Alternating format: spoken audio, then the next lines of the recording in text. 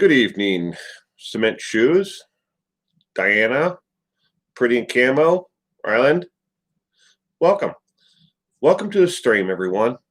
I hope you are having a wonderful weekend, what's left of it, and hope everybody has a wonderful week coming up. Kevin, Lori, Stephanie, welcome to the stream. Wait for some more people to get in here, and then I'm going to do a couple of updates on cases that I've covered in the past, and some general information, and then ask, everybody can ask questions, I guess, or then we can just open it up to general conversation, I guess. Whichever.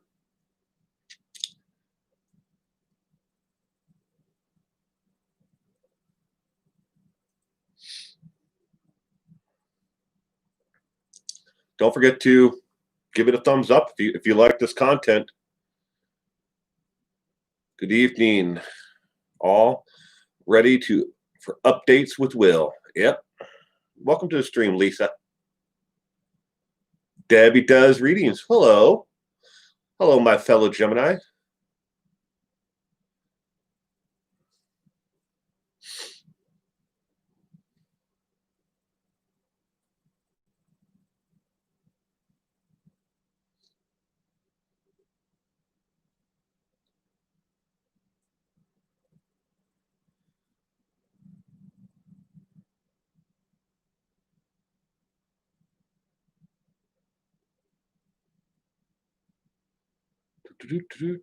Welcome, Stephanie. Cement Shoes. Oh, I'm sorry. I got lost there for a minute. I'm just reading the comments. Hopefully the latency isn't that slow. Not the best internet connection speeds today here from our house. I think it's more that just everybody is online right now. Happens. But all right, well, go ahead and jump into it. So the first thing that I wanted to correct was a correction on the Lizzie Borden home that is for sale. There's two homes actually for sale. In the description of the articles and everything that I read, said that there were adjacent properties that are for sale, and they're not. But they also describe it as a stone's throw away. I went into Google Maps to verify just how close they are. Yeah, I guess you could throw a stone if you could really throw a rock that far, but they're close in proximity, but they're not on the adjacent properties. But I just wanted to make sure everybody got that clear. I tried to make it clear in the video at the end that they weren't adjacent properties, but and even when I Googled it, it shows the two houses that are really close to each other, but I mean, they're not obviously adjacent properties. So moving on. Next one is on Judy Kirby. She's the mother who decided to had a homicidal tendencies and wanted to kill all of her kids and everybody, and caused a huge amount of wrecks, and a lot of people were injured over her actions, where she went the wrong way on a freeway on purpose. She is seeking a new trial, according to her attorneys that are handling her appeals. And she is looking for a new trial under the sentencing was, and I quote, excessive and above standards. Because, she got 215 years for what she did. I think that they should have just given her the death penalty, but she is seeking a new trial. Next one is Samuel Little. His ex-wife and his last known significant girlfriend have both said that they are not going to receive or take his body. They're not going to take custody of his body now that he's dead. So he will be buried there at the penitentiary in the cemetery plot there for inmates there at the correction center. So apparently nobody wants him even in death. Next one is on a case that I covered some time ago. Justin Bannon, Bannan, Bannon, I think that's how you pronounce it. He was an NFL football player. He played for the Denver Broncos, the Bills, uh, the Detroit Lions, the Rams, the Ravens. He was in the NFL total for 12 years. He shot a lady, believing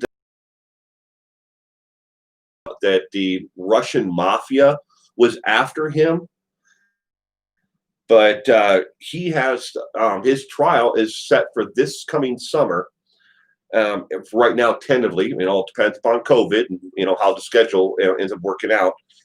But he has tested positive for a CTE, and there is a very good chance between now and then. Another reason why it may get delayed, and it may move off to fall of 2021, is there's a good chance that he's going to have brain surgery. Trial can start so he can actually aid in his own defense. But right now he has pled not guilty by reason of insanity, mental defect in that case. So where it goes from there, we don't know how much longer it's going to get delayed. But he has definitely tested positive for all the signs of having CTE. They cannot 100% confirm CTE unless they do, after death. But most of them, they get within 90%. Like, okay, you have all these signs, symptoms of CTE. Next one, Mary Kay Letourneau. A couple of love letters that Mary Kay Letourneau had written while she was incarcerated to her boyfriend, who she then later married, who was a student of hers that she ended up having children with. A couple of her love letters had popped up on eBay. Now, this is the third time. One, two, three, third time these letters have popped up on eBay, and eBay has this last time. I don't know about the 2 times before. Maybe they didn't meet reserve or whatever the situation was, but they took this last listing down, and the person who has the letters from Mary Kay Letourneau, who was selling them on eBay when the listing was pulled by eBay. Doesn't say why eBay pulled it. It just said, you go look at the listing number now, and it just says this ad, it just has a box there where the picture is, and it says that the listing's been taken down. But all it gives is his first name, Kevin. But Kevin is talking. He talked to ABC Channel 5, according to the article I read online, that he is looking to sell the letter or letters. Kind of hard to really determine if he has more than one or just one. But in the ad, there was only one letter that was for sale, and it was at $831. But he's looking to sell it through a private auction house now, or a private auction site. So I don't know why anybody would want letters from Mary Kay Letourneau to, because, I don't care how you look at it. She was a pedophile. She did have sex. She was a teacher. She had sex with her students. So, morally and ethically, I wouldn't want anything to do with that. But, the people out there collect a lot of weird stuff. So that's it for the case updates. Now I wanted to make a clarification on charity. If you see a listing, a video, and I've done this 4 or 5 times now on YouTube, where I'm raising money for a charity. You'll see the box in the upper right-hand side at the top that is for a charity, or it may say yellow or greenish yellow next to the actual thumbnail that is for a charity. If the video is monetizable, all right, and it's for a charity, Yes, the creator can earn some ad revenue from the listing. And in my case, I donate that money back to the charity. I don't keep the money. Now, asking around to other creators who do charities, videos and raise money for charities, and just about everyone except for, I think there were two who said that they keep the money because it's such a small amount. And I'll give you an example here in a minute. But just about everybody gives the money to charity anyways. But it's not a dead fast rule that you have to. Yeah, you might make a little bit of money from ad revenue for having the video up and people watching it, but you're going to raise a lot more for the charity by actually, giving it, back. Not money monetarily wise, you might or earn more for yourself, as in like it makes you feel good that you're helping out. Oh, Jenny, or yeah, I think this is Jenny. I'm sorry, I have to sit closer so I can actually see the screen. But an example, I did one for Grant Thompson. He was a YouTuber, and he had a channel, and the channel was called King of Random. And he died tragically in a hang gliding accident, I believe it was, paragliding or something along those lines. But either way, he died, and he left behind, a wife and children. Unfortunately, he died, way too soon. But I did a fundraiser for him. It was monetizable. That video was. And I earned $3.87 in ad revenue in the almost year that I've had the video up, because I don't have. You can go through and you can turn off overlay and end of ads or mid-roll ads. You can turn these things off, and the only one I have is just a card that's available for a monetization. But I earned $3.87 in almost a year from that video. Not a lot. But I gave $50 to the charity that was I was raising money for the Planetary Society, and so I made $3. I gave $50. Obviously I'm not winning there. The Anne Frank video is the most recent one that I've had up, where I'm raising money for charity, and that one was monetizable, but I turned monetization off on that to because of the issues that people have asked before and the comments that I've gotten, that here I am making money off of these tragedies. And I think maybe it kind of gives the wrong impression that here I am making money off of these tragedies. But, I still have to pay for all this electricity to run all this. So, but I turned it off because I chose to. And for going forward, for everyone that I do for charity from here on out, I'm going to turn monetization off as well. Even if it is monetizable, I'm just going to turn it off. That way, there's no question about me making money off of these cases, and that way it makes it clear for everyone. But that's it. That is all of the updates for this week. Now, I can go back through and try to read all these comments, but I may miss somebody, and I'm sorry if I have.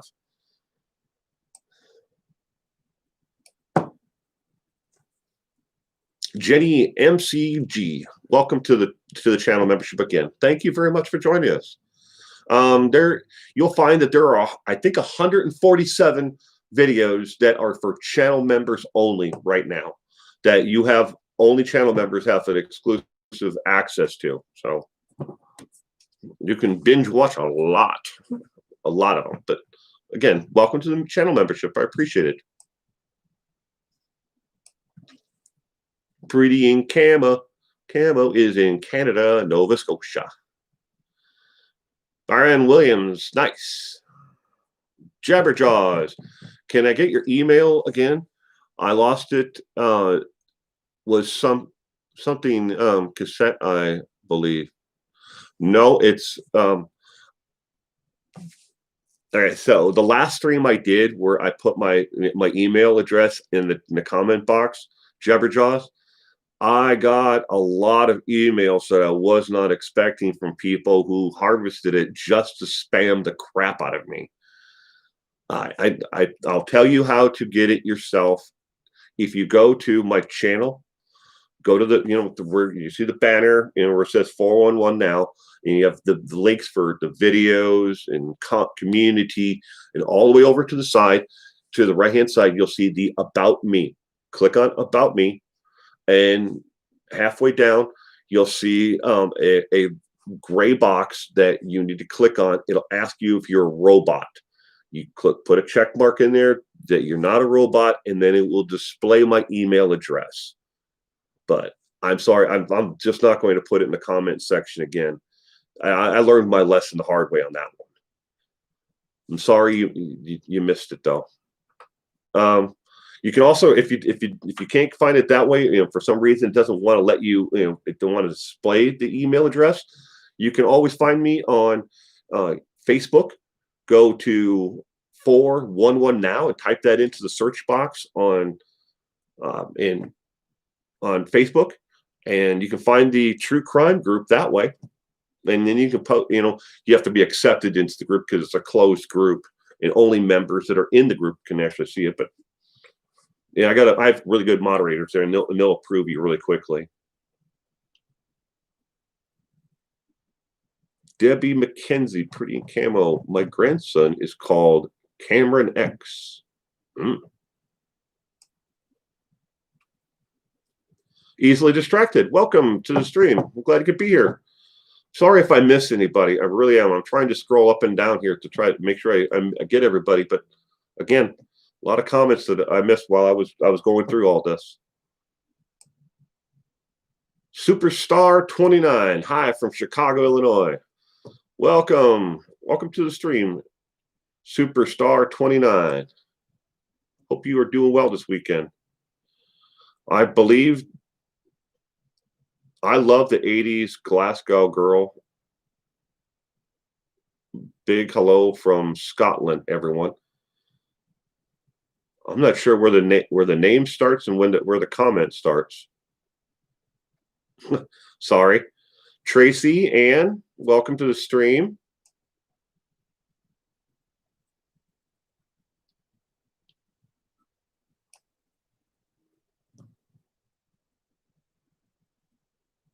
Oh, it's there, Jabberjaws.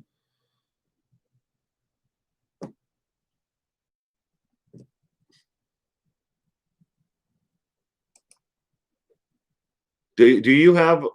Well, let's see. Copy your name. Is there any way to get a hold of you through YouTube?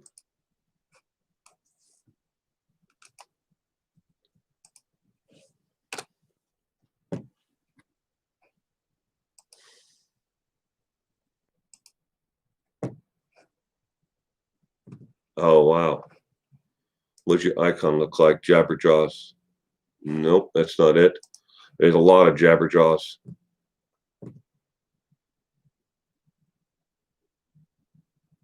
Do you have a channel? A YouTube channel, Jabberjaws? There's a lot of Jabberjaws. I mean, there's two main ones that have YouTube channels: 21 subscribers, 12 subscribers, 107 videos, 2 videos, and a lot of these look like they might be gaming channels. I don't have any way to actually narrow that down. But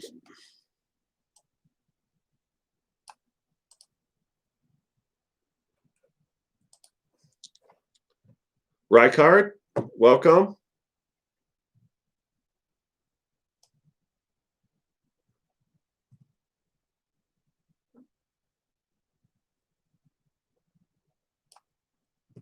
Someone broke into my account, so I'm here.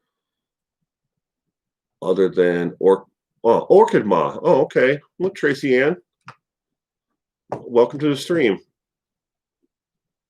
Be very careful of getting doxxed. Well, I've been doxxed before, Byron. It's not fun. 4 times in the first 2 years of being on YouTube. The last 2 times they did it, someone tried to dox me on YouTube, through because of content that I made. They did it to the wrong person. They did it to an individual who is now deceased, but he was also African American, and he doesn't even live in the same state as me. But people, they did it anyways because they're stupid. They put my name into Google and they think they found me, but it's not me. Yeah, it's very scary. Connie Kelly, hope today is a great. Connie and Kevin say hello. Well, welcome to the stream, Connie Kelly. I'm still scrolling through.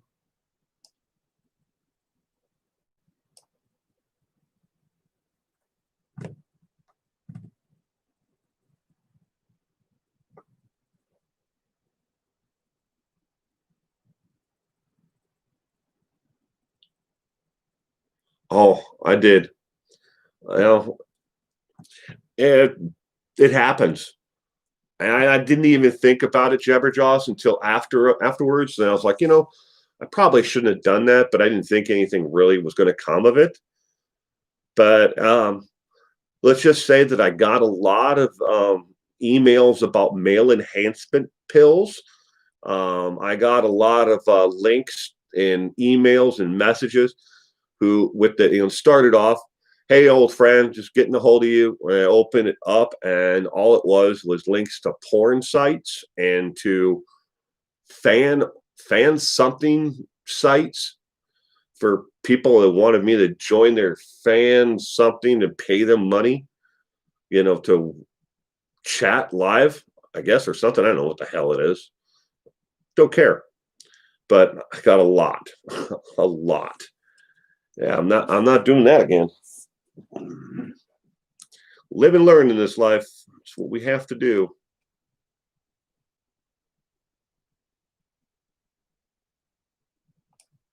I didn't put it there. It's deleted because it says your message was retracted or deleted.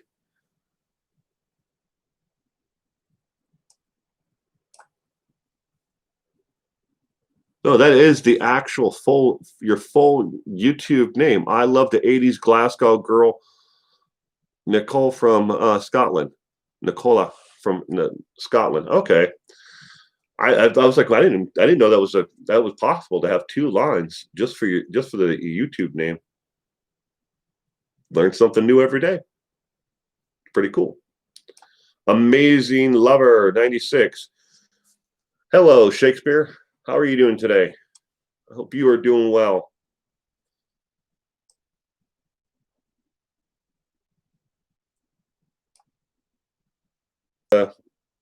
Well, I know they have great intentions. They really do. Just gets a little bizarre. Tammy, welcome to the stream, Tammy. You need to get a life. People need to get a life. Yeah. A lot of people out there are lonely, though. And I understand. They want to reach out and connect with somebody. So they want somebody to, just chat with in a lot of cases. And I'm open to talking to people.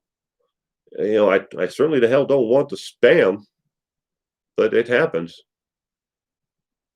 I'm doing great. I'm working on synopsis of for my book. The next step is publishing. Cool.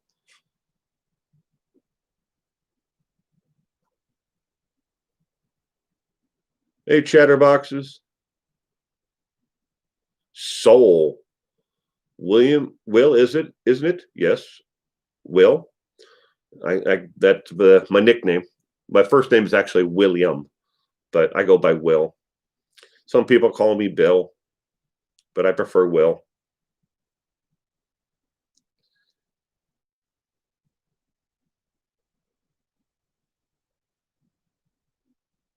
And Timor Lane, I'm doing great. I hope you are too. Welcome to the stream. Hope you are doing well. I've been quite dedicated to this project. It sounds like it. You know that I follow you on Twitter, so try to keep up with you. I'm terrible at it though. I get on the Twitter early in the morning, about 4, 5 o'clock in the morning my time. And I try to read, catch up on what everybody's talking about. I prefer Twitter over Facebook. Facebook, my general feed on Facebook is such a dumpster fire right now. I don't understand how anybody uses it. I get on, I check the true crime group, and a couple other groups that I'm in, read what recent posts are, and then I'm out. I try to avoid Facebook, really do.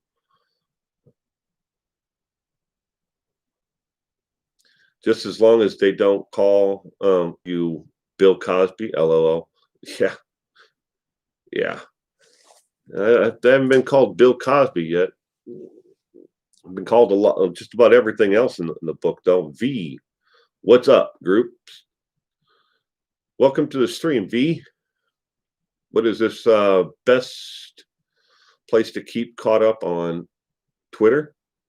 What is the best place to keep caught up on Twitter? Well, I on Twitter, I mainly post inspirational stuff on them. I talk about a case. Every time I upload a video, I have it so it notifies Twitter of every time I release a video. But that's just a setting, so it automatically tells me whenever super sticker. It automatically tells on Twitter. A message goes out to them. Tries to tag the person, but a lot of people don't. Their YouTube name doesn't. Not able to tag them all the time. You deleted your Facebook?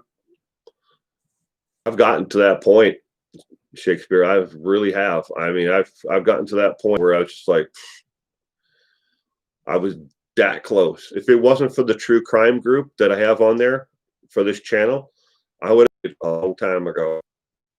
There's nothing interesting in it. Every time I log on, and this is part of their algorithm now, is their algorithm it wants to show you things that are going to upset you. That wants to show you, the opposite of opinions that you may have, or things that are just downright, mean to other people. I don't understand it. Why would you want that? I guess it's supposed to engage people into wanting to stay on the platform longer. But if I wanted any more hate or disgust in my life, I could find it pretty easy. What I do for a living. Carrie, welcome to the stream, Carrie. How are you doing?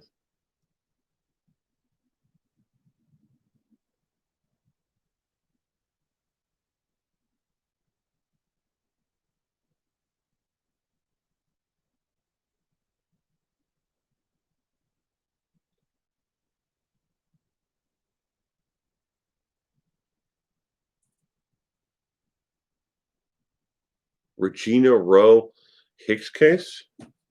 Write it down.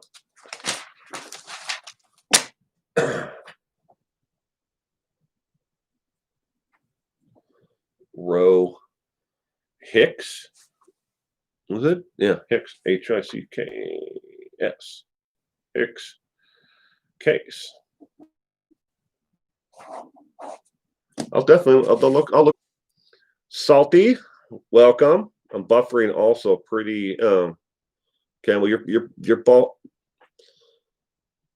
Mad at the world. Don't even get me started on people who peaked in high school. It's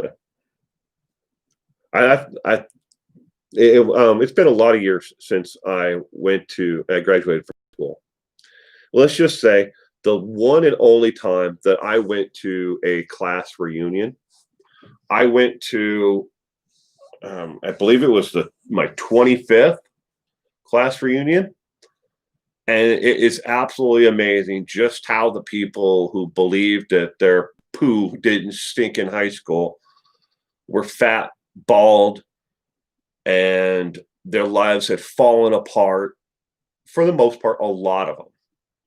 And then the people who were knocked down, picked on, and discarded because they weren't in the right clique. And for a lot, and also a lot of the people, who, they may call them the stoner group, or the metalheads, how successful they were in life. I just sat there and just kind of like, kind of like a wallflower, just sat in the background. And when I was looking at everybody, I was like, wow. I used to remember, thinking back to when I was in high school and how some of these people, they base their importance on the dumbest things. But that's the way life is, though, isn't it?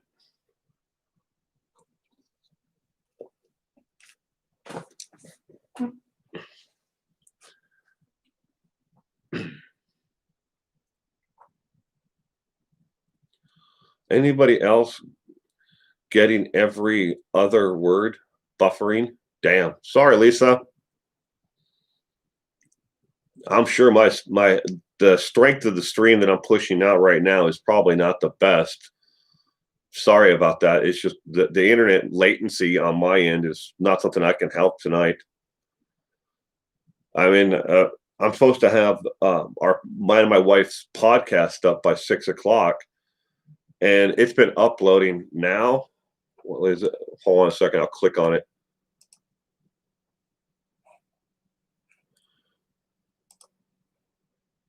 Yeah, it says it still has another 22 minutes left, and it's supposed to be up in, well, just about that time.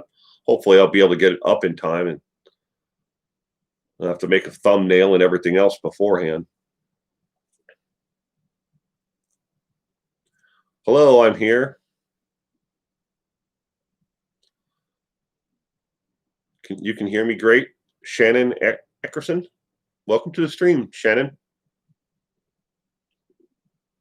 Leah Watts, what? Yes, I'm skipping every other word too. I'm sorry.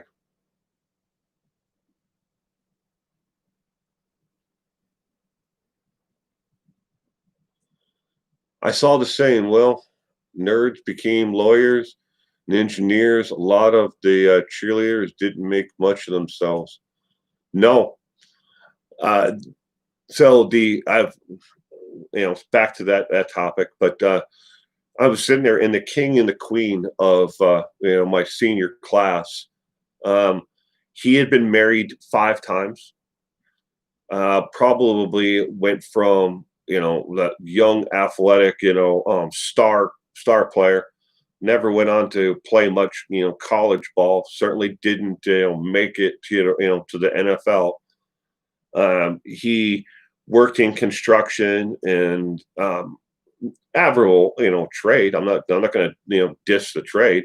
They worked in construction, but the worst part about it was talking to him.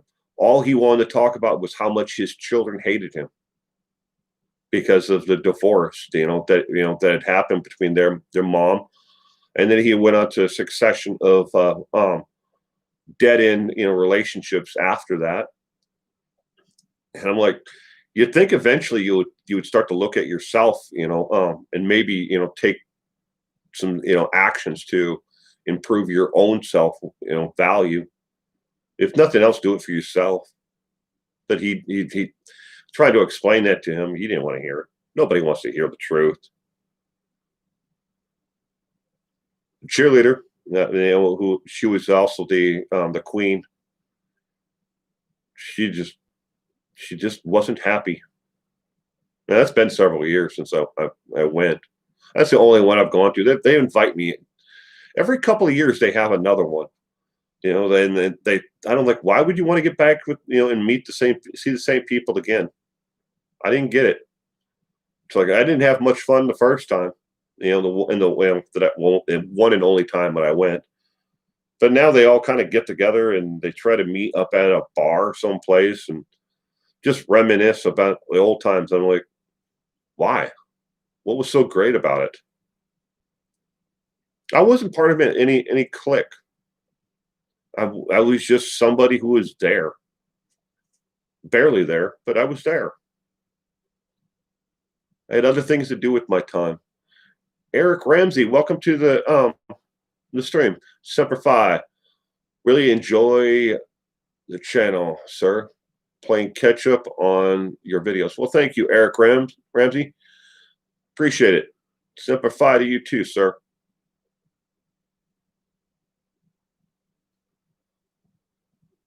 Well, thank you, V. I appreciate it. I wonder what my high school reunion will be like. I don't know. I'm sure some people enjoy them. I didn't. Yeah, then again, the high school I went to is not even there anymore. They bulldozed the entire school and they built a new school. And then they had us, take a tour of the new school. I'm like, why? Why would I want to do that? Overpriced food. Rubbing elbows with people I didn't really like or want to be around in high school, and certainly don't want to do it now.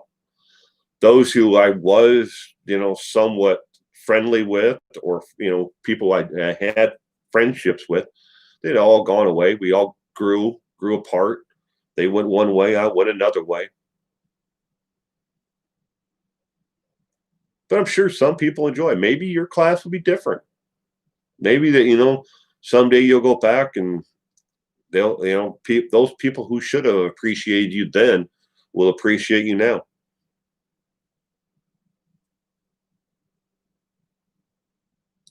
Last summer, I would have been my 30th year reunion, but COVID canceled it. Yeah. Well, I know for my daughter, she graduated, what, 5 years ago? 5 years from high school, or almost 6 years from high school. But they had an online reunion and meetup. I know she was, because for some reason they keep on emailing me whenever they do instead of her. Maybe because that's the only email address they had on record. But you never know. Maybe your class will do a virtual one. I think it's just a strange time. I mean, nobody knew what they really, were going to do when they were in high school. We all had plans. Some of us had, dreams and ambitions that never came true, and interest move us in one direction over another. I mean, the valedictorian of my class, she didn't even graduate. The valedictorian, because of an accounting error in her transcripts or something. When she moved from one school to the other, they realized that she was missing one class. So, but they didn't realize it until like 2 weeks before graduation. That sucked. But she went from being valedictorian to working as a store clerk in a grocery store. And then she worked in a pharmacy or someplace. Yeah, but she was making a go of it, but she never went on to college, really. It was sad. 'Cause I always remembered she was very bright. But she had other things that she wanted to do in her life. And higher education wasn't for her, and it's not necessarily something for everybody. Tracy Harrison, I feel bad for the kids today. They've lost any socialization. Yeah. Well, my son in particular, I mean, he looks so forward to going to school. And I'm pretty sure because I drive him absolutely nuts here. Because when when school was canceled and they did it by Zoom, classrooms, or it's kind of like Zoom, but it wasn't Zoom. But they had virtual classroom that they had to attend. That bored him so much, and he would do that. Supposed to go 3 days a week on this virtual like online class, but and I would make him. I became the teacher. And I know kids who were in high school this past year. They didn't get to go to. They didn't have no prom. They didn't have graduation. Nothing. They just mailed them their diplomas in the mail and said, "Here you go." So as long as they took the online classes, they still had to do the work. They just had made them go online and do it. But they lost all that socialization, the connections and everything else. And they can't go to college. They'll go off to college, leave to go to college because all the universities are closed.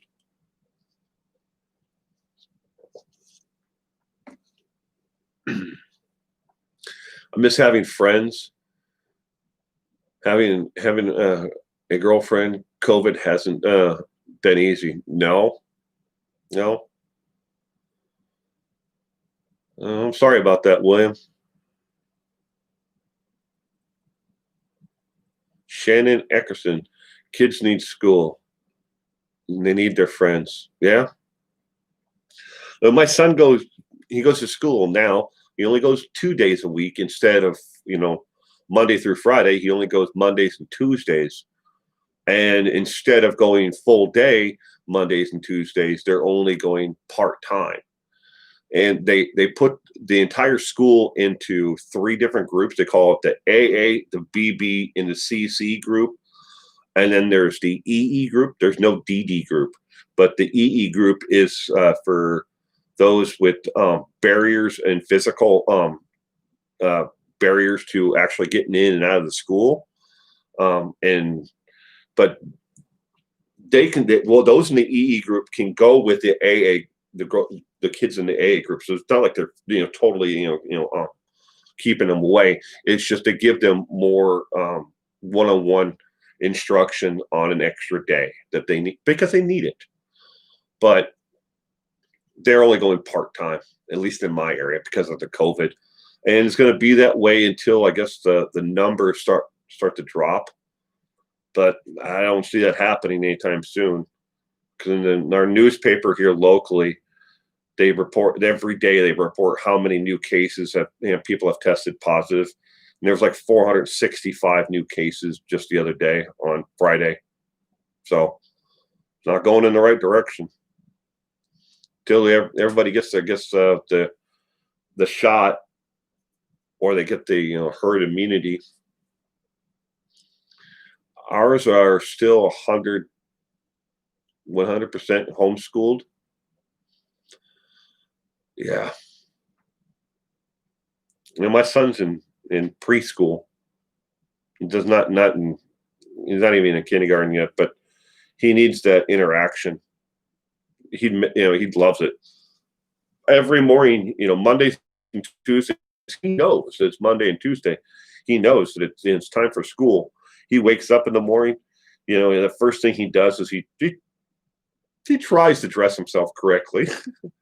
Sometimes it might be he might put on a pair of shorts, and a tank top, and well, it's 26 degrees outside. And I'm like, nah, I think you need to put on some, maybe pants and you and maybe a t-shirt and shirt, or you put on his shoes but skip the socks. But he tries, and he'll go downstairs and he'll sit there by the door and wait, for me to go grab, because there's a key rack right there, and he knows as soon as I pick up the keys, it's time to go. He looks so forward to going to school. So it's so nice to see, that desire and want to be there, because it's the only time he gets to see his friends. You can't go to you go to the park here. You can't use any of the playground equipment. Can't go on the swings. Can't go on anything. It's all still closed off. Mike effing Brown. Hello, Mike.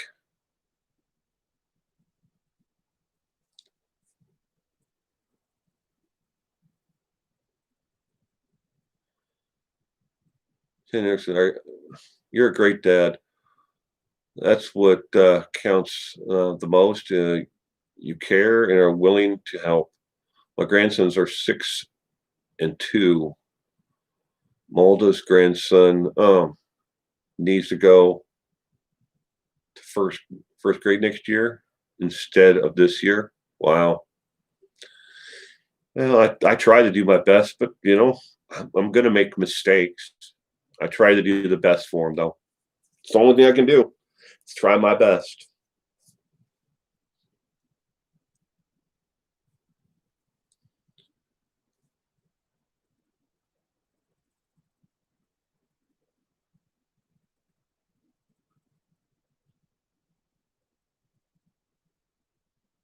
They are. Well, but he knows when it's Monday and Tuesday.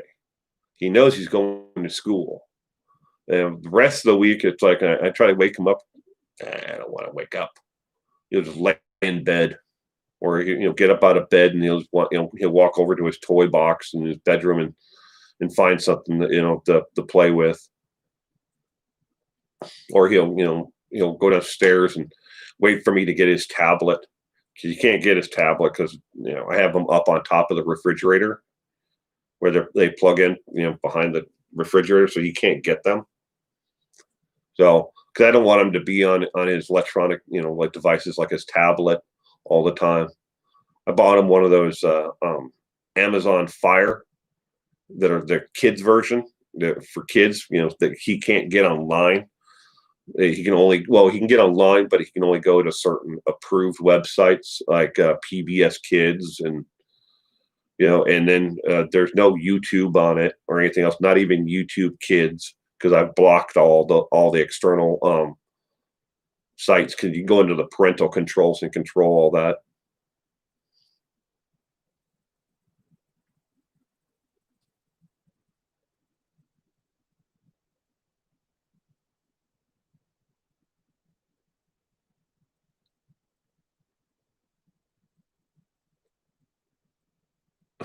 Yeah. Shannon, I don't know if I want him to watch what I've done on this channel. Uh, it's hard to explain, what I do. People find out, they're like, "Well, you have a YouTube channel? What do you talk about? Is it working on cars, or is it golfing? What is it?" And I'm like, "No, I talk about true crime, and murder and violence, and the most the sick depravity, on in the world." And they're like, "What?" It's what interests me. But I know it's kind of hard to explain to, I don't know how I would ever explain to him, even when he gets older. This is what daddy does. I'm sure he knows a lot more. I mean, he comes in here in this studio, and he sees the big lights, and everything else, and the cameras, and I don't try to hide this stuff from him. He'll come in here, and he's like, right here, his laptop is sitting on the table. But I don't know. It's something I'm going to have to eventually, approach. It's like, I'm sure it'll eventually come up with his school teachers or something. Eventually. So, I'm not trying to keep this a secret.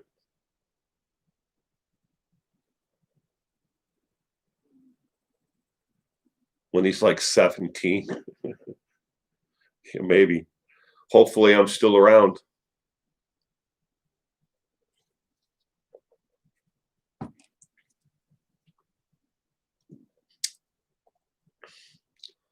One of the latest Simpsons episodes had to do with true crime podcast. Lisa and Marge get hooked. That's cool.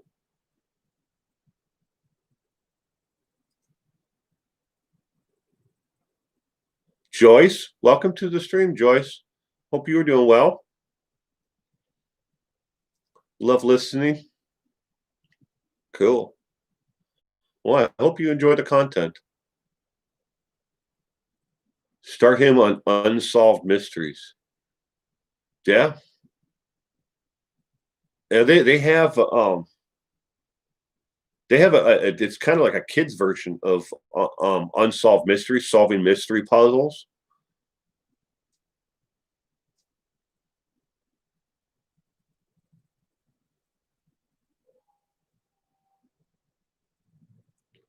Connie Kelly says, you're one of our favorites. Kevin says, let's have a beer.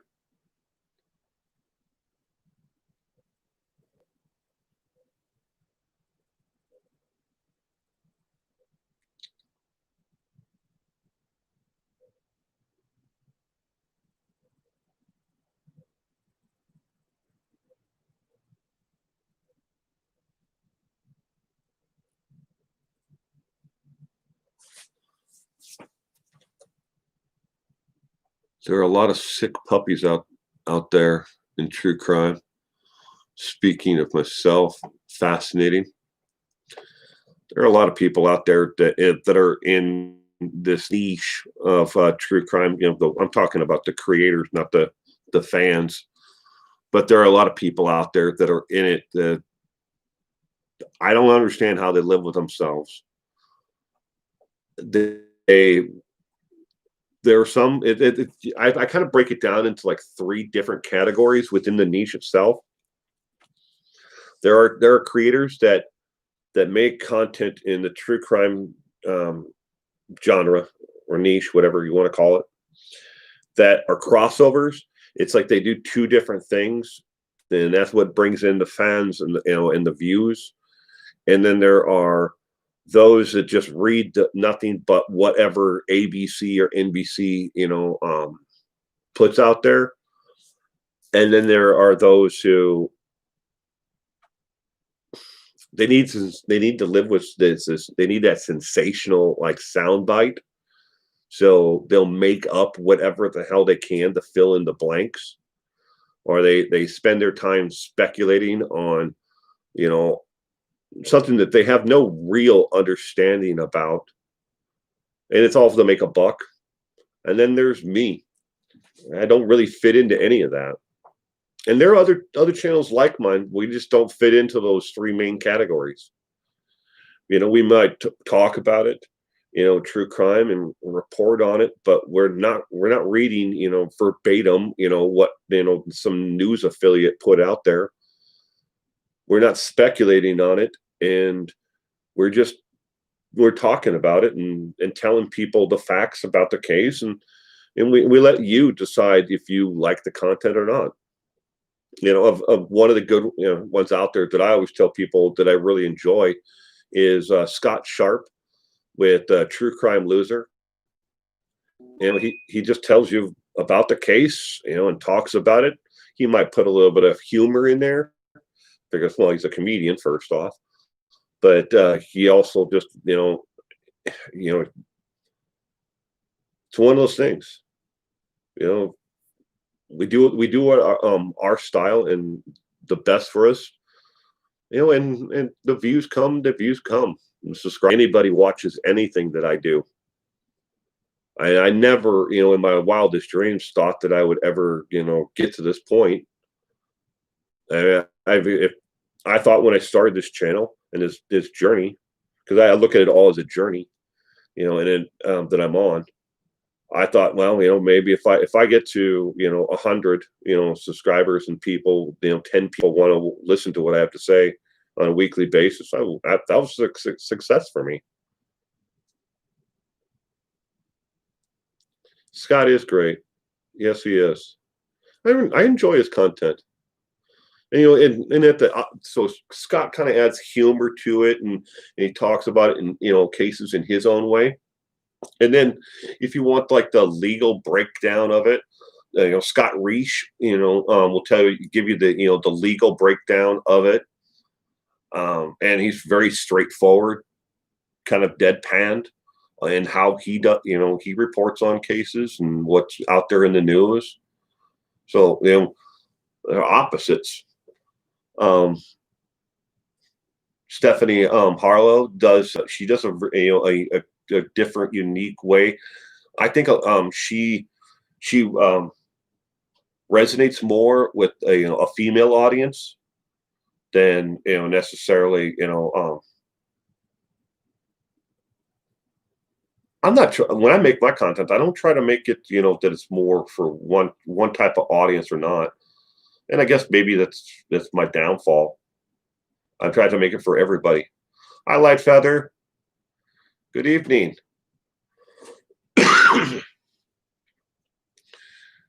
True Crime Brewery is great too. I'm gonna have to check them out. I don't know them. Brewery.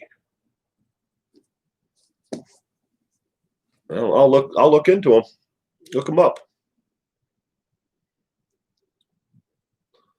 No, I don't know if I said hello, so. I'm sorry if I missed you earlier. Welcome to the stream now. I love true crime channels, but don't care for the name named after the furniture. Oh, okay. I get what you're saying. Yeah, well. Anyone who despises Chris Watts is living a deprived existence if they haven't watched one on Chris Watts' diet and prison videos. Yeah.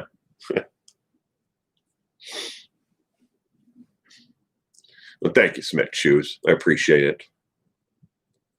Hey guys, just popped in to ask a question. Is Chris Watts appealing his court sentence? Karen, he can think that he's going to, but there are only two avenues to appeal. And I will break them down really quickly for you. The first avenue of appeal that Chris has, and he has no other, and I mean absolutely, please understand this, there's absolutely no other avenue for appeals other than the two. And he signed the agreement when he took the plea agreement with the state of Colorado. He only has the two. One avenue to appeal is ineffective counsel, meaning that his attorneys did not help him at any point at all or effectively help him in the bargaining portion of it or protect his rights when he was arrested and then brought into custody. And if that was an avenue that he thought that he had an appeal under, everyone in the free world who has the ability to read English and comprehend would see it. So there's nothing there. His attorneys did everything that he asked of them, and they got him the best possible plea that he could have gotten for what he did. So there's no avenue to appeal there. The second and the only other avenue to appeal is an error by the court. The court would have had to have made an grievous error against him in either tabulating the total sentence that he was sentenced to, or they violated his rights underneath the state of Colorado's Constitution, along with the federal Constitution, your state rights and your federal rights. What I'm trying to say, and there's nothing there. Even a first-year law student can see that there's nothing there for him to appeal under. He can't appeal underneath evidentiary. He can't appeal underneath anything. And I really, really, truly, from the bottom of my heart, I really do. I feel sorry for anybody that is given money to that stupid GoFundMe or to his girlfriend, Kim, or whatever her name is, believing that there is an avenue for him to appeal anything at all. I really do. I mean, because those people who have, they've been lied to. And it's very clear. Those are the only two avenues that he has to appeal.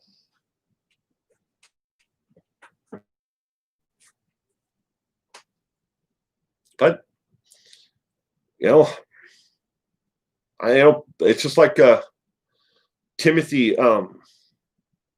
Wayne Jones Jr. I mean, the man is in prison for killing 5 children. He killed all of his children. And 8 women? I think it was 8 women have asked him to marry them. 8. What? What is wrong with people? Why would you want to marry someone you're never going to be able to hug? You're never going to be able to give a kiss to. You're never going to be able to be on the same side of a piece of plexiglass as him, because death row inmates are not allowed to have any physical contact with anyone from the free world. They visit, you visit through a piece of plexiglass. And these 8 women, I don't even know if any of them have ever gone to even visit him, but they're convinced that he's the man for them. And I understand the psychological part of it. There is a certain group of men and women out there who fall in love with these, death row inmates, and those who are going, they're maybe not death row, but maybe they're doing, a sentence that is, they're never going to get out. I understand why people do that, because Chris Watts doesn't have a death sentence. He just has a sentence that's longer than he can ever possibly live. So he won't even he's not even eligible for parole until well after he's dead. But there is a certain psychological factor where, in the psychology, where people fall in love with these individuals because they know where that person is always going to be. They know that person is never going to physically harm them.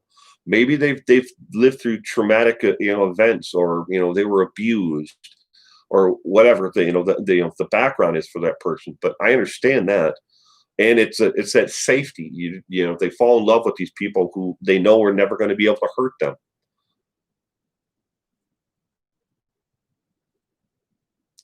Watch Love After Lockup and see the caliber of folks that are attracted to inmates and criminals. Yeah, I've seen a couple episodes of that. Just about everything Locked Up. I've watched, Locked Up, the ones that are here in America and the ones that are based, overseas. Ooh, but hi, Interpeas.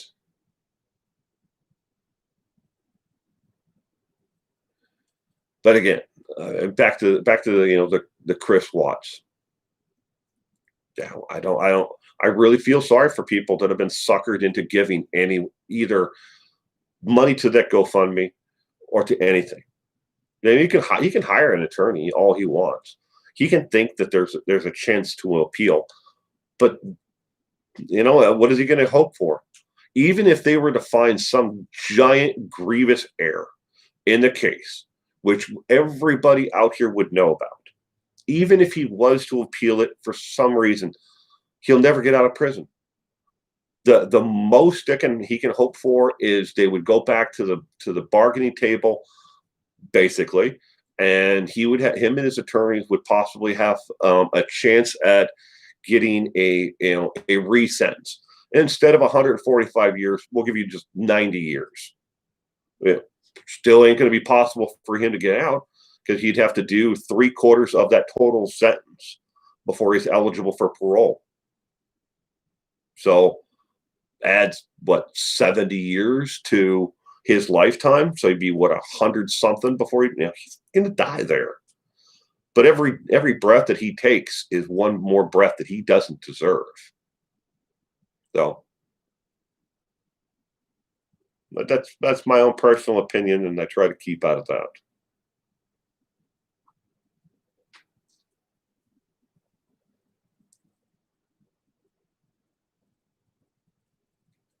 Well, any attorney who's worth a grain of salt would tell him that.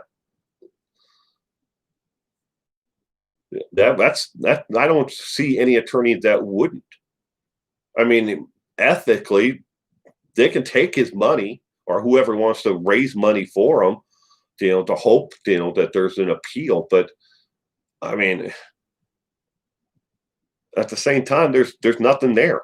There's nothing for them to appeal on. There's only those 2 avenues to appeal. And, just think of how many of us are out here who've read about the Watts case, who have followed it. And if those are the only two avenues to appeal, and there is no other chance to appeal, what are you going to appeal? I mean, if his counsel was ineffective and they didn't help him in any portion of that bargaining agreement, then they put everything in writing. This is what Chris wanted. He wanted the death sentence taken off the table. That was his only stipulation to plead guilty, was he wanted the death sentence. He didn't ask for, to be, he could have been said, look, I want the death penalty taken off the table, and I want to be sent to South Carolina to do my sentence, or someplace closer to home. He could have asked for that, but he didn't. He only asked for the death penalty to be taken off the table because he didn't want to die. Not that it would probably have been 30 years before they executed him, but he wanted that taken off the table. And that's what he got. That's what he asked for. That's what he got. I mean, they could have dragged it out into a sentence where there was trial, and then he would have had a whole avenues to appeal underneath, evidence or, but he didn't. And the moment he signed that, that agreement, to the plea agreement, they didn't have to keep any of the evidence, none of it, because he was guilty. He was his, confession alone that he killed the girls or killed Shanann. It was original first one was he killed Shanann and she killed the girls, and then that wasn't true. Then he confessed to killing, everybody. But either way, it pisses me off, that it really does, ladies and gentlemen, it really does that a lot of people get suckered into believing, this crap that's online about him and what he can possibly get and what he can do. And it's so simple to, and easy. We all have, you're on the internet and you're watching me, that means you have internet connection and you can search this stuff for yourself. But people they want to believe, what they hear. Someone says, well, he's going to file an appeal, or his girlfriend or whoever, is raising money for his appeal so he can get out. Never going to happen. No. Oh, well.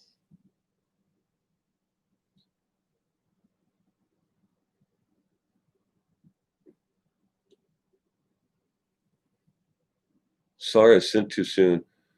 I like when Scott Reish says after criminal law, he just might know a little more than some guy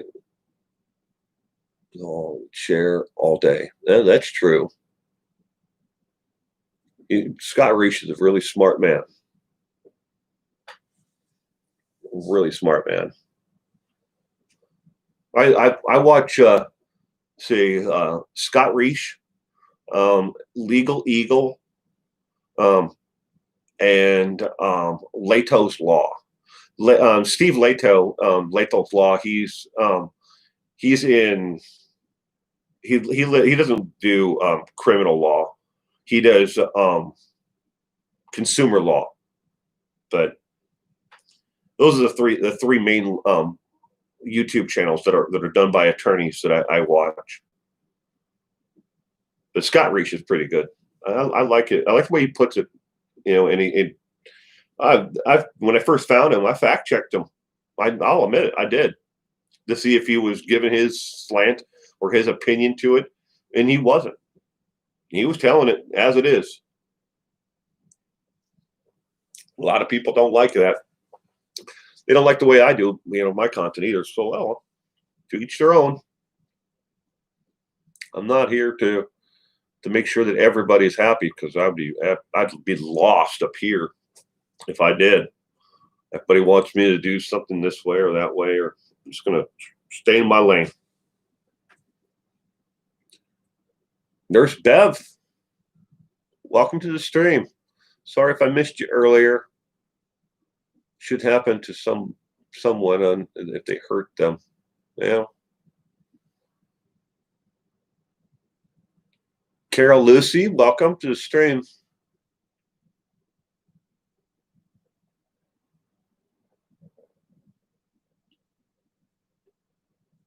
Uh, Carol Lissy, he might be gone from one channel, but he'll come back. He'll be back. Trust me. You can trust me on that. There are him and a couple other channels that are really hard for some people to just walk away.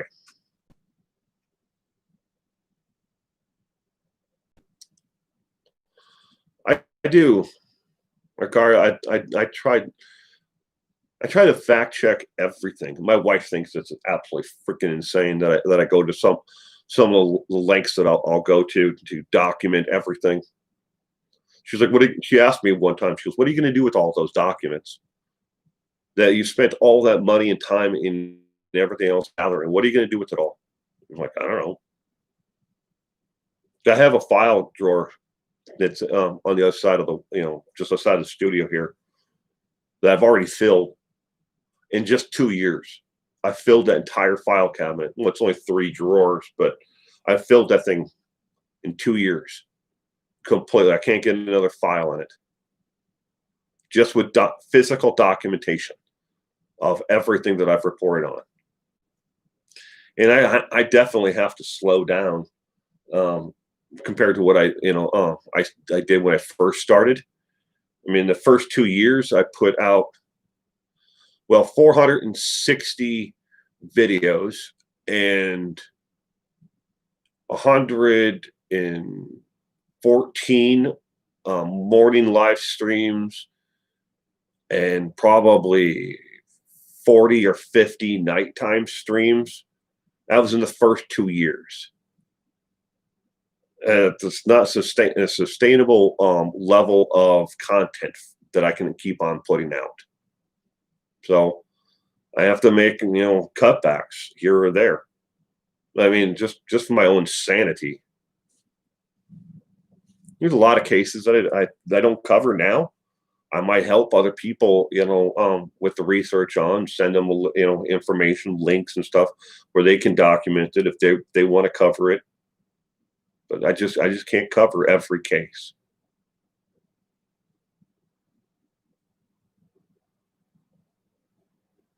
Oh, Carol, you don't have to. And I'm sorry you're broke. You don't. Nobody ever has to send me or give me a dime. And I really mean that.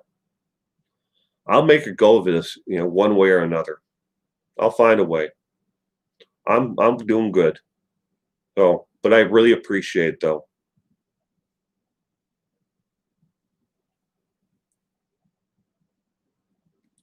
Oh, thank you, Karen. I do my best. It's all I can ask of myself, right? I lay my head down to sleep every night, and I know that I did the best that I could. It may not be the most, some people may want me to do more. Some people would like me to do a lot more. But I know I've done the best that I can. And I can live with myself. And that's something that a lot of people can't say. There are a lot of people out there, creators and people in this world, and just speaking of YouTube, but people out there that I don't know how they live with themselves. But maybe they can. Maybe you have to be a sociopath like some of the others out there, the cases they're covering. Because you have to be a little bit narcissistic. Oh, thank you for the super sticker or super chat there, Pretty Camel. I appreciate it, sweetheart. Thank you. I hope you get your hat this week. And if you're still here, Chatterbox, I will actually send yours off tomorrow. I've already got it boxed up and ready to go.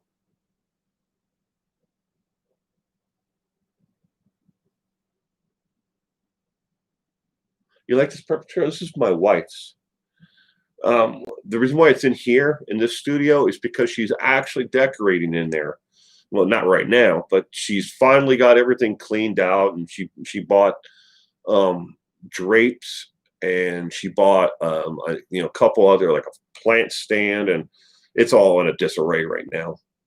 But I moved it in here because she was getting ready to paint. She's going to paint and then she's going to put up everything. So she's getting there, but it's a slow process because she only has the weekends, and she really only has Saturdays to work on it. So yeah, it's a big comfy chair. She paid $10 for it. It's actually like a crushed velvet.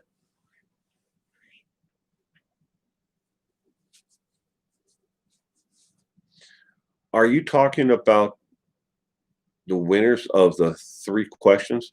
I was dying to know the answers. Cement shoes? No. No, I did a live stream last weekend for Patreon and channel members.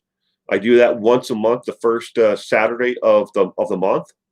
Where's the Sunday? I can't remember right now. But I've only done one. But and there's only like 3 people who were in the stream. Now, that was mainly my fault because I couldn't get the stupid link to work correctly for that stream. But there were only 3 people there, and at the end there was just Chatterbox and Pretty and Camel, and I said, hey, if you guys want a free hat, just email me and I'll send you guys a free hat. I just happen to have 2 of them that somebody else bought, but they never gave me their address to ship them out to them. So then they told me, no, they didn't want the hats. They just wanted to make a donation to me, and they didn't know how to do it otherwise. I was like, well, thanks, cool. So I had 2 hats that were left over, and I said, here, you guys can have them. I'll ship them out for free. The 3 questions, that was a while ago. I'm going to do it again, something like that. Right now, not this one, but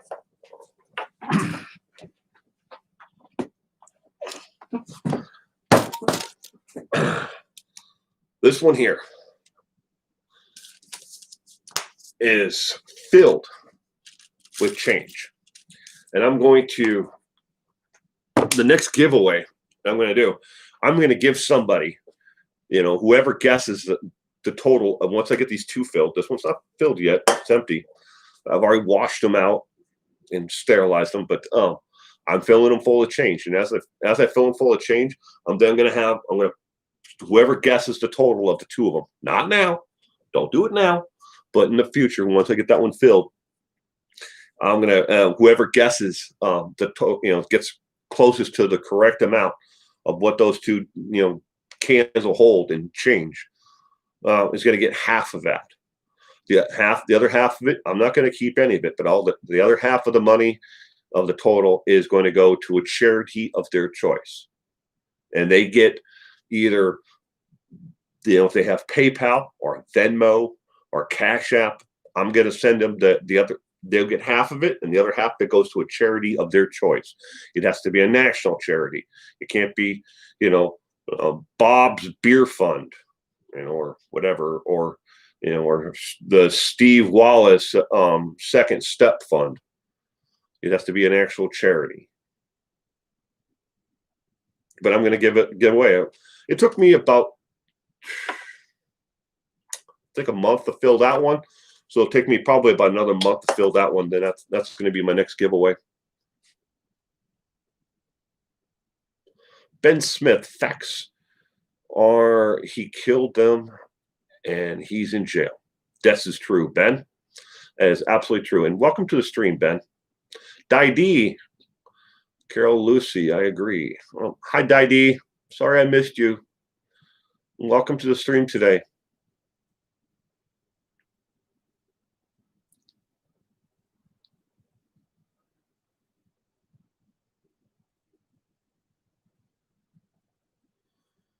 Will re-upload the vids on Christopher Watts because so many new interest after a Netflix documentary. Yeah, I'm still not happy about that.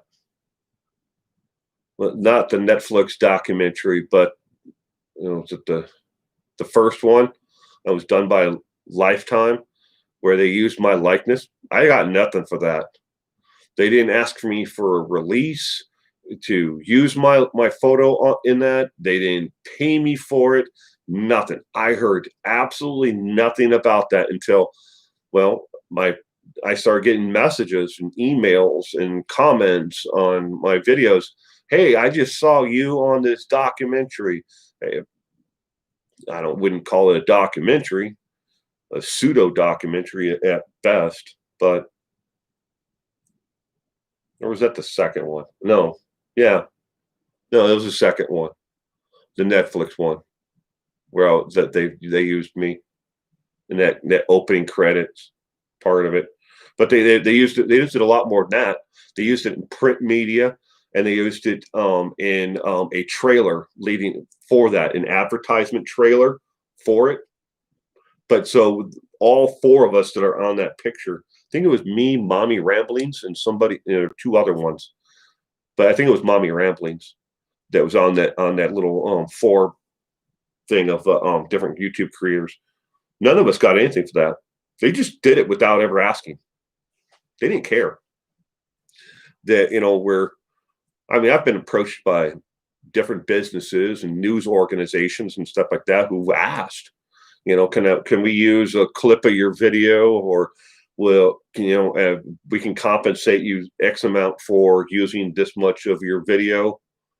I've been approached by a lot of people like that. Can we talk to you, interview you about this case? Sometimes I say yes, sometimes I say no. The one on Vice TV, I was willing to help them because there's another group that's part of that I've worked closely with in the past, and it's something that I like. I like how they put a lot of their content out there. Vice Media, I like the overall.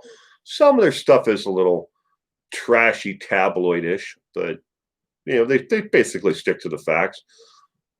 It's not really slanted in one direction over another. So, I mean, that's about the best you can do is, this day and age with mainstream media out there, is you have to look for more of an independent source, to work with, where Vice Media is a lot more independent than, ABC or NBC or Fox or whatever. They all they skew their audience and their content in a certain direction for their audiences and make it advertiser friendly, because that's the main in the game. They got to pay their bills just like I do.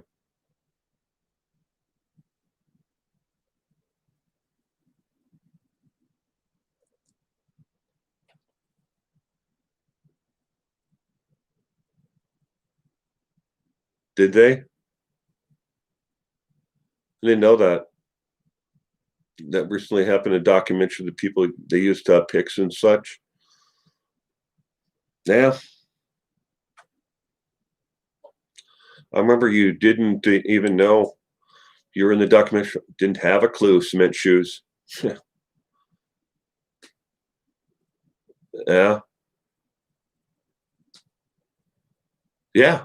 I really did. I think it was during a live stream, Cement Shoes, that when it came up. I don't remember who said it first. It's like, hey, I just saw you on the Christopher Watts documentary. I'm like, I didn't do anything with Christopher Watts documentary. Yeah, I really did. I thought people were messing with me at first. And like the one I just did with the documentary with Vice.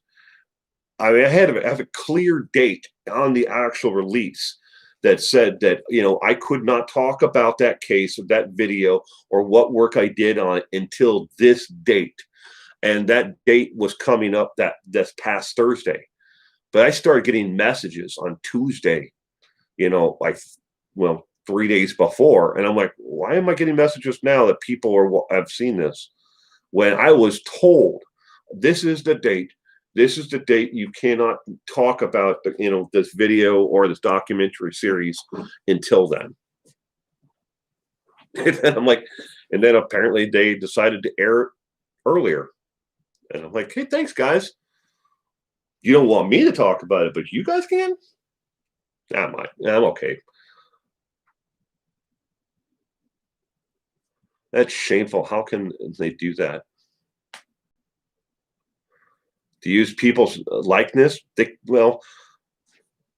According to my attorney, in that documentary, for Christopher Watts, and where they used my likeness, the photo of me, um, it falls into a gray area. It all depends on the total amount of time, that I was on screen or that they used our picture. They didn't have to compensate us because we are in the public venue, something like that. I can't remember exactly how he put it. But actually, I talked to my attorney about that, and I was going to have them take it down, take it off. And I was like, how can they do that? And he's like, we could press forward on this, and go after them for compensation, especially since they used you and these other people in print material and in the trailer. So it wasn't just in the beginning part of that documentary. So he said we could go after it. How much is it worth it to you to, stop them from using it? Because, I'd have to pay him. They wouldn't have gotten away with it if that would have been something like, say, a big YouTuber like Casey Neistat or Logan Paul or Mr. Beast, someone with 40, 50 million subscribers. They never would have tried to pull something like that on anyone like that, because they wouldn't want 50 million people who follow them. Because all they have to do is put a video up. This is who did this, and they didn't compensate me, and they didn't ask me. They wouldn't want to piss off 50 million people for doing that. When you're a small YouTuber and you've got less than 50,000 subscribers, then what's 50,000? That's a drop in the bucket compared to the amount of people who watched it and watched the documentary. They didn't give a second thought about it. Probably not worth it. No, I mean, that's what he put it to me. He gave me the option. He's like, we can go after him, and if not get you compensated for it, at the very least, we can get them to change it. He goes, but how much do you want to spend to actually have them, do what's right?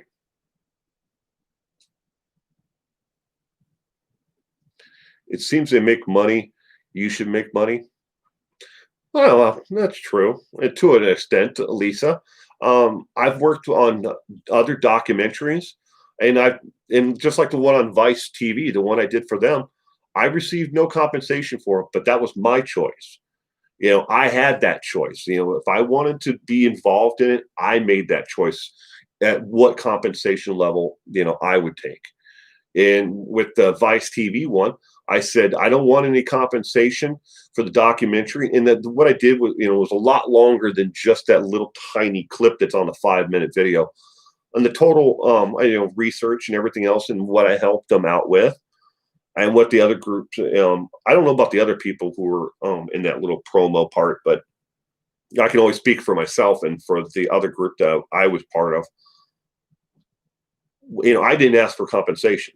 I said, I would like people like you to do something for somebody else who's less fortunate, either a veterans organization, veterans, homeless, or a women's shelter, single mothers, in a shelter. And they agreed that they would. And I said I wouldn't sign the release until they actually did it. And then they did it, and so I signed the release. And that was my compensation, was them doing something good for somebody else instead of paying me directly, because they offered to. I just said no. I don't want the compensation for it. I want you to do something nice for somebody else. But I've worked on other documentaries, and helping with research or been on them where I didn't want compensation for myself, but I could have made money at it. But maybe they didn't make money at it themselves. I know for the Miley Billingsley, documentary that we worked on. Now I worked on it, and I know of 2 other YouTubers who helped work on that case and that documentary, and they got paid, but they then turned around and gave a certain percentage of that to charity. I didn't want any compensation for it all, and I know the only compensation they got was from doing AdSense through Google. Well, thank you for the super chat, Ben Smith. Thank you very much. I really appreciate that. It's not all this entire thing is not all about making money for me. And I do a lot, that and I'm not trying to pat myself on the back here, or grandstand and say, hey, look, I'm a better person than anybody else. It's just me. That's what I really believe in doing. If I can help people, and it's not going to take away from too much of my time from actually doing my thing, here, then that's what I do. I try to help people. And then I know a lot of other channels out there, and some of them are here in the comments section right now who have done the same thing for others. So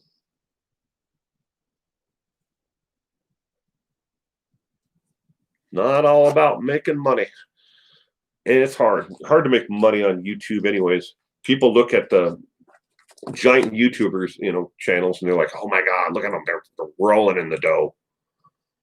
As a small YouTuber, it's like that one video I did for, um, King of Random, after he died. I made $3 on that video in a year. A year. And well,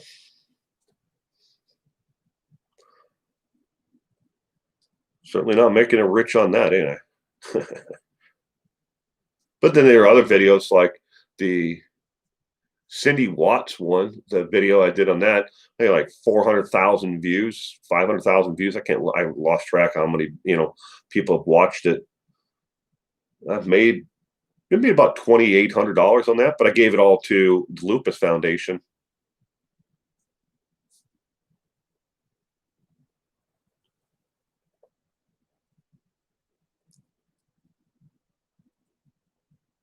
Hi, Mandy.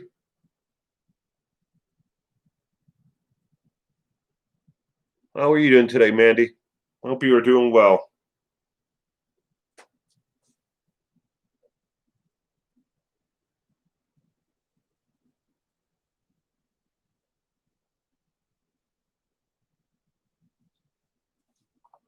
Sorry. I was reading that, but it went by.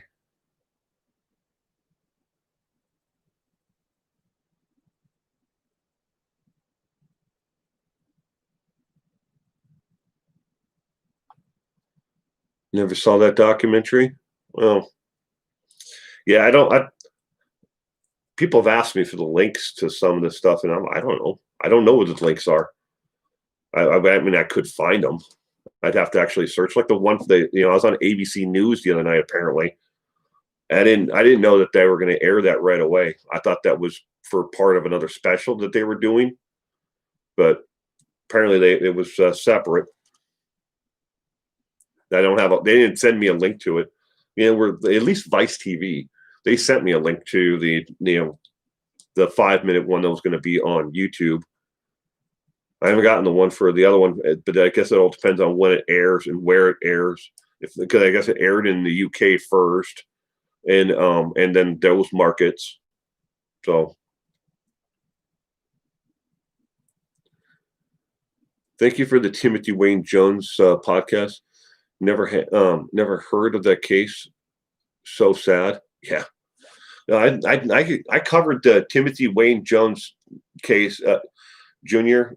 I covered that case pretty extensively, and then that was the podcast that went on to, I think it was Murderers Row, but they're no longer the podcast. Everything is gone. It's sad. I'm not going to get into, but the individuals who ran that are no longer doing a podcast anymore. Sad that, but sometimes people, things get in the way, and they lose that artistic vision of what they're doing and what made them start, on these journeys, or this avenue. Some people start off as hobbies. I mean, this was a hobby for me at one point. This was all I was just doing it, a little bit here, a little bit there, for about the first, I'd say, 8 months, 9 months that I started this. That's all this was just a hobby. And I became more and more infatuated with, with doing it. I'd go to work and I'd be at my desk and I'd be looking up information on, research on cases that I was reporting on at the time. Could have got my ass in a lot of trouble if my boss would have found out. But this is all I do now. I decided I was gonna, and I didn't quit.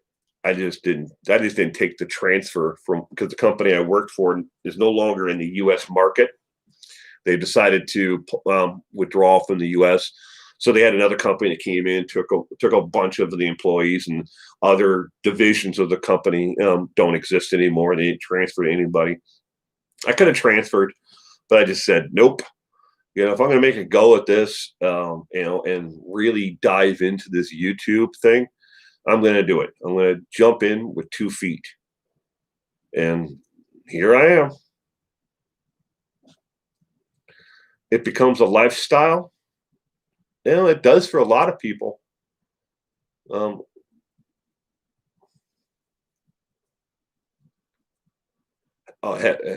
Brooks, yeah. Oh God, yes. I've been, my entire life. I mean, I guess when I was younger, I mean, I was infatuated with the Hardy Boys when I was younger, and as I got older, I mean, Ann Rule, Ann Rice, Mary Higgins Clark. Mary Higgins Clark, by far one of my favorite books in the true crime genre, or mystery books online, is Loves Music, Loves to Dance by Mary Higgins Clark. Absolutely love that book. And I have probably 4 different versions in the house. I have like the paperback, the trade paperback, the mass market paperback, the hardcover, and then I have the hardcover first edition that they only released 10,000 of. It's leather bound, like version. But I mean, I love that book.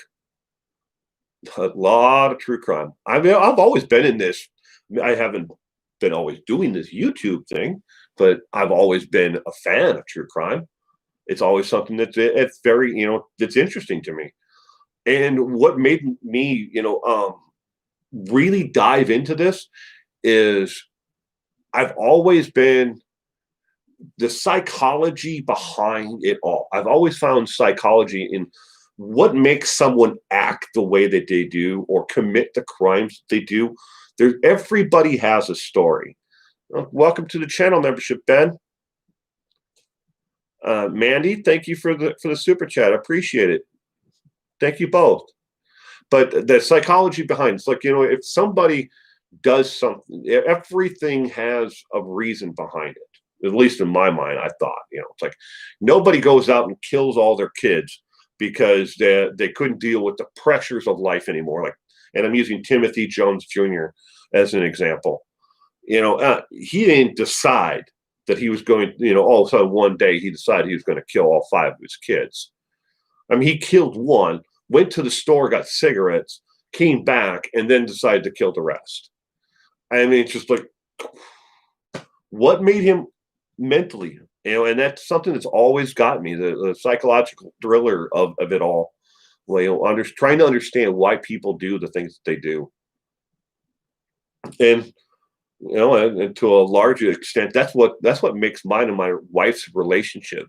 It's one of the glues that holds us together, because she's working on her master's degree in eventual doctorate, in psychology, right? Master come before the doctorate.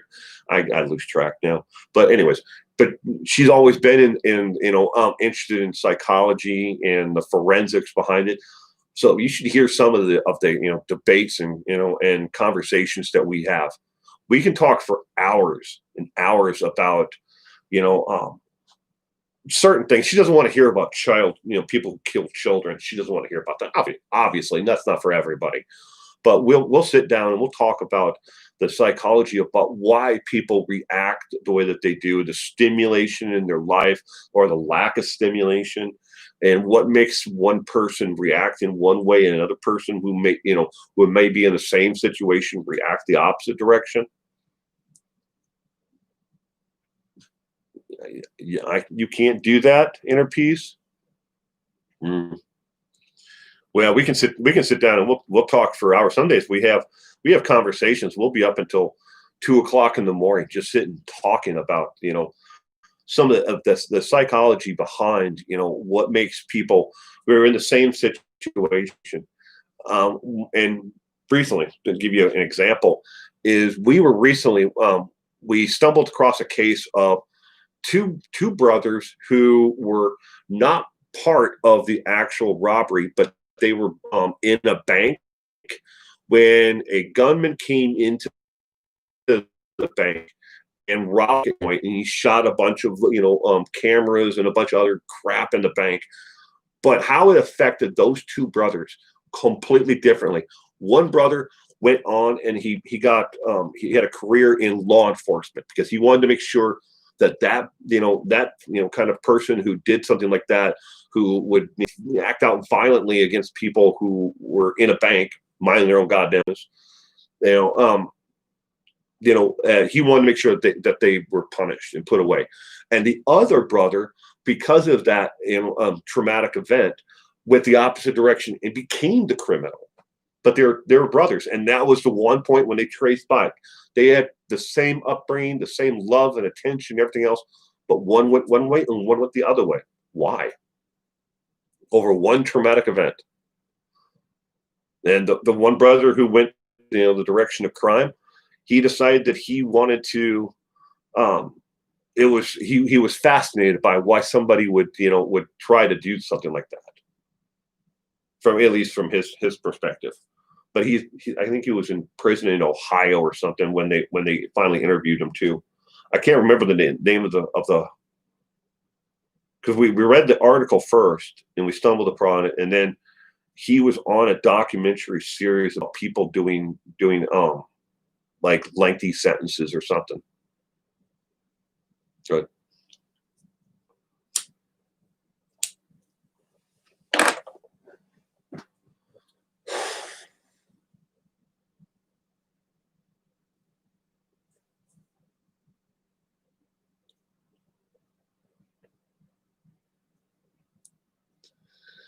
Yeah, crimes of the century. He was.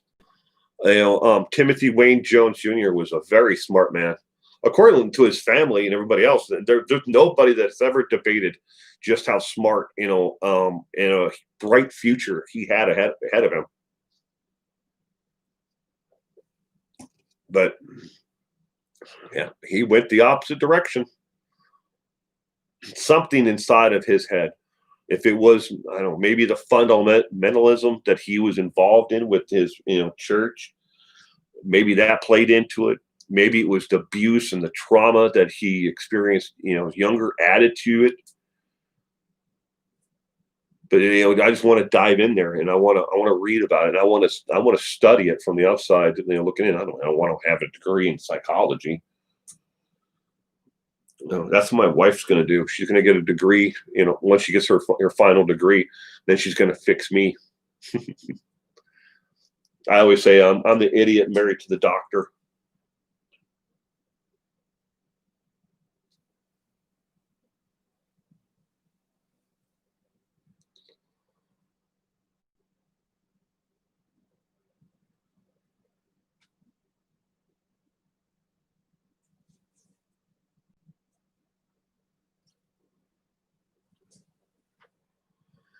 It's 2:45 a.m. here in Ireland.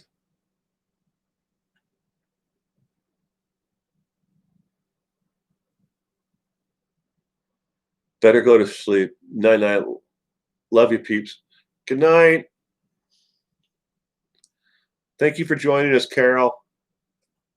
I hope you have an awesome week ahead.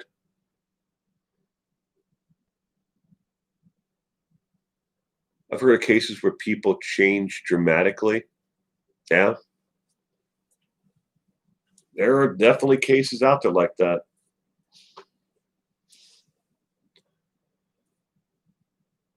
Anyway, what people don't really want to admit, but everything that that happens in your life either affects you for the positive, or it affects you negatively.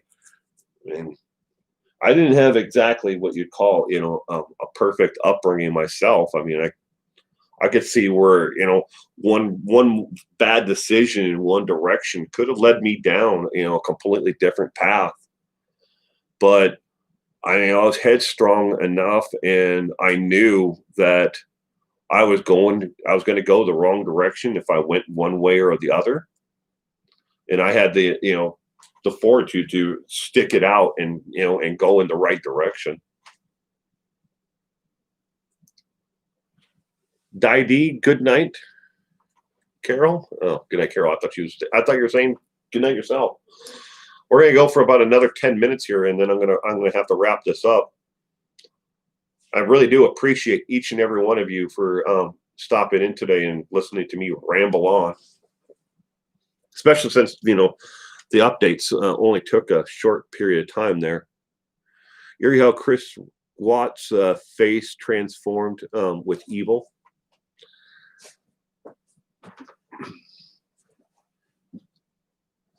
Transformed with evil. There's something in there that I don't think I'll ever understand. I don't understand how anybody can hurt their own children, first off.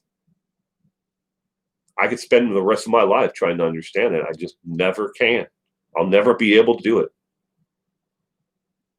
I mean, how do you hurt your own children, or how do you hurt another child or any child? How do you do it?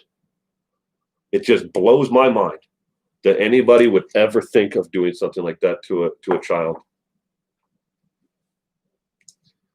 Never understand it. But you can see that there were probably signs along the way. Not that he was going to act out violently, but I mean the narcissistic personality disorder that he has. And I know and my wife always tells me, he hasn't been, diagnosed by, he hasn't been officially diagnosed with narcissistic personality disorder, even though he checks off all the boxes of having narcissistic personality disorder. He hasn't been officially, documented that that is what he has. He probably never will, because at this point in time, I mean, lying's not going to get him anywhere else, and telling the truth is definitely not going to get him anywhere else.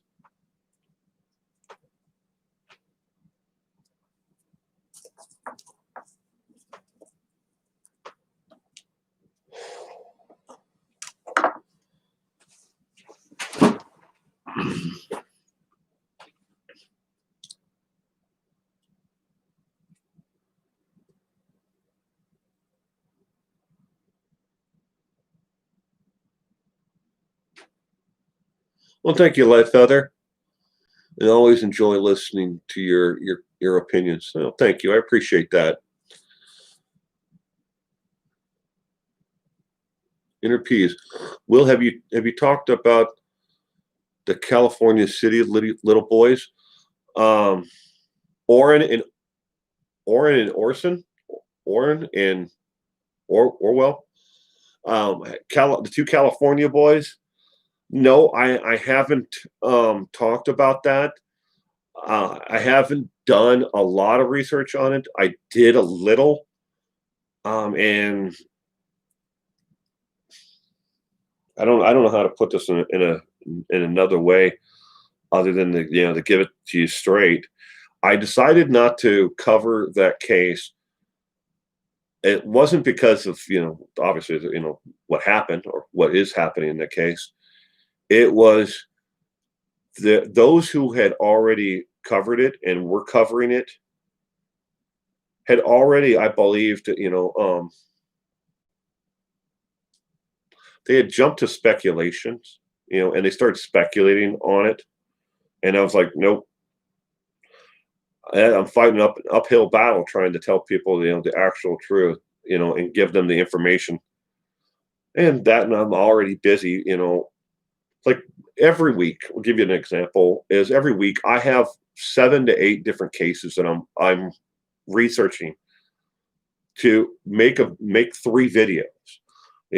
I have until and then those 7 or 8 may have to be put on the back burner if an update comes along on something else that I'm still researching on or reporting on.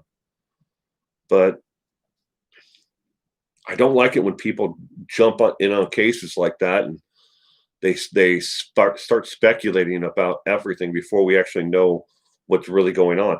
And I don't know what happened to them. They're I hope that they're alive and well. I really do. But there's a lot more to the family dynamic than what a lot of people are really looking at. It's not just two adoptive parents and two missing boys. There are a lot more players involved in this entire story. And it really didn't help that extended family members and neighbors and a lot of other people came to the actual home and started screaming at the home at all hours of the night, where are the boys or whatever the hell they were screaming.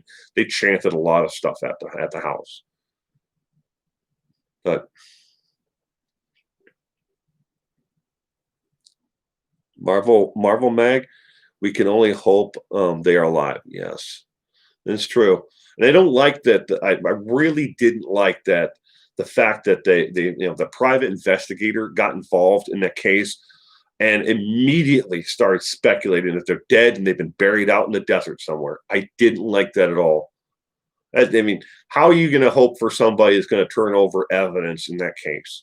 When you say, see this Sandy Ridge or whatever it is development out there where those farms are, I think we should start looking out there for, with cadaver dogs.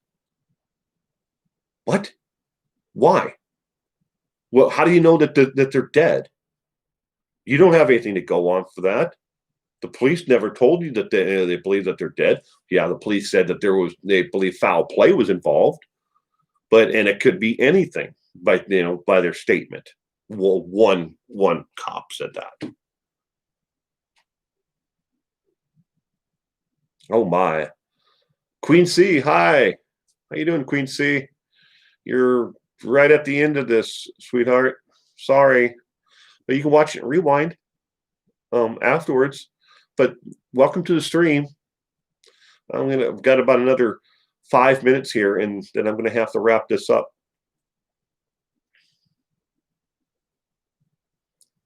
Hi, y'all. No. Yep. No, I missed it. Yeah, I'm sorry, Queen C.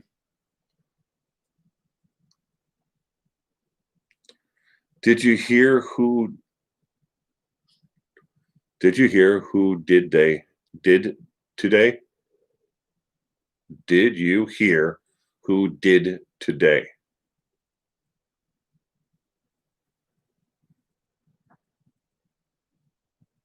Died today.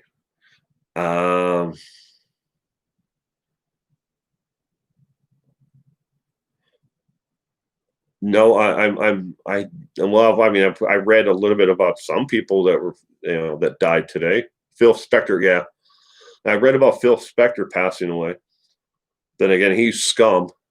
But obviously, he had a great career before he decided to do some of the things that he did. But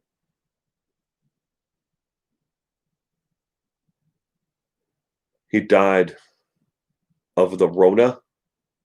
Did he have Rona? I didn't know that. I had no idea, Queen C. But I did see the little thing that popped up on my news station this morning. It was one of those things where it's like, had a little picture of him and it had a clickable ad. Thing you click on to read the information about it. But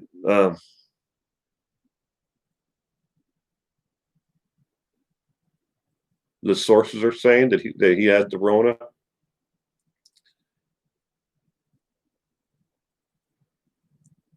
Adios, wingman. The Rona. Corona. It comes from coronavirus, Rona.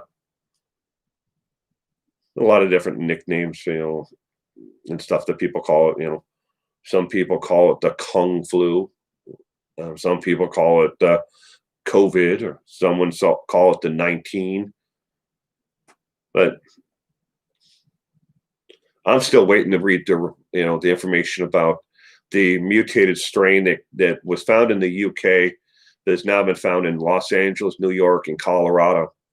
They think that it's not any more dangerous, and variant on of the other one, but they think that the shot will still work against it.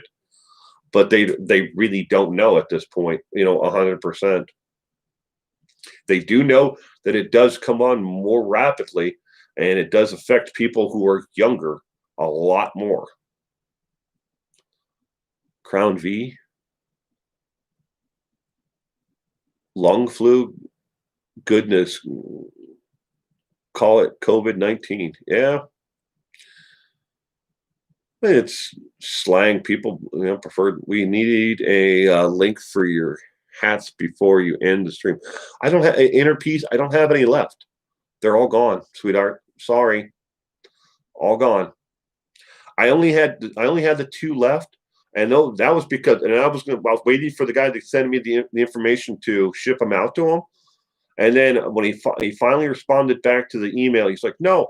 He goes, I just wanted to give you a donation, give you, a donation that wasn't supposed to be for the hats.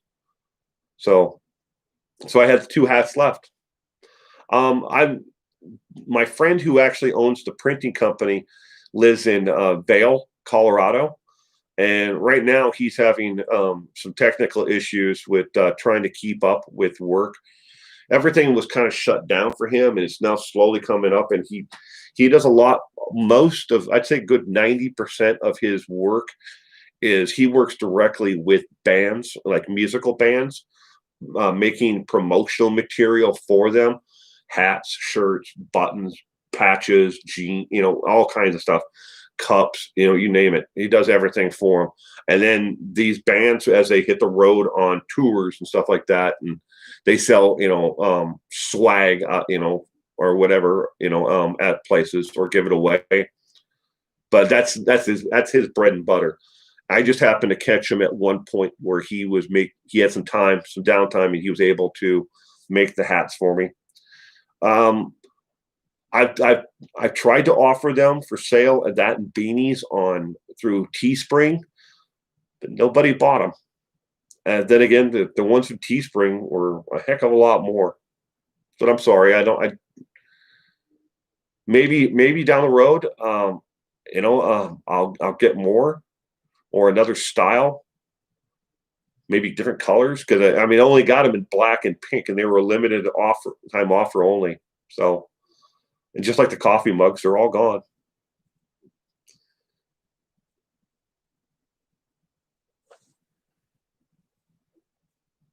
Gail Anderson, welcome. Sorry if I missed you earlier.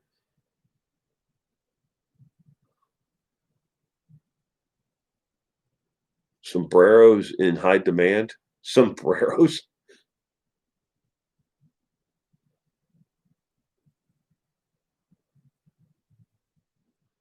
Yeah.